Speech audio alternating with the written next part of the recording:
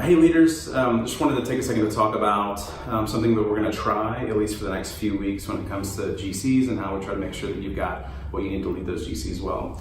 We have in the past tried to write a GC guide that gave you sort of a specific run through. Okay, so you're going to read your passage, you're going to read these questions, and then you're going to maybe say a prayer and those kind of things. So we tried to kind of give you more of a scripted version of that.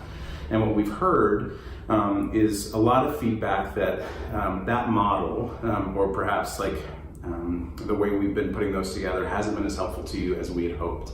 I think for a lot of you, your group runs a little bit differently than everybody else's group, and so it's really difficult to write a guide that is able to meet the needs of the variety of groups with a variety of people and all those concerns and needs that we might hope to. And so we're going to try something a little different. Instead of writing for you a guide that is a script for you to follow, most of you or many of you do your own prep and then kind of take it, use it sort of as a jumping off point. And so we're going to try to write a guide for you that serves exactly that purpose. So we're going to write a GC preparation guide. So it's no longer a script for you. It's just a preparation guide to kind of help you figure out where you are in the passage, what objectives you kind of got to try to accomplish for that night, some suggestions for how you might lead the group, but really we're leaving it in your hands to sort of make sure that what you do with GC fits your GC best, okay?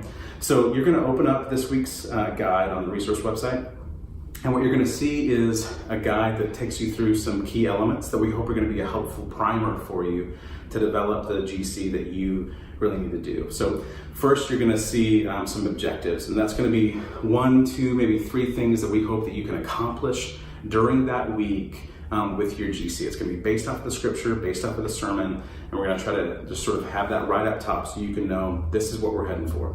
Second, you're gonna have the key passage, so that's gonna be what was preached on, and then maybe some supplementary passages that'll be helpful for you to read and maybe bring up with your group. Next will be some sample questions. Now I say sample questions because they might be ones that you use in your group, but they might also not work for your group at all, but they would kind of be in the ballpark of where we think you ought to be asking some questions for your group.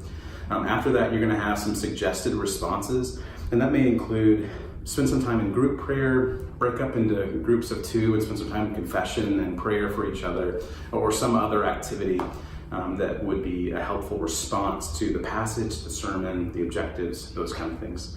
And then finally, as usual, we'll include the key announcements that we think we want everybody to be paying attention to that week, and it's a big help for us if you can help us to communicate things. So that's what we're trying to do. We hope this serves you a little bit better.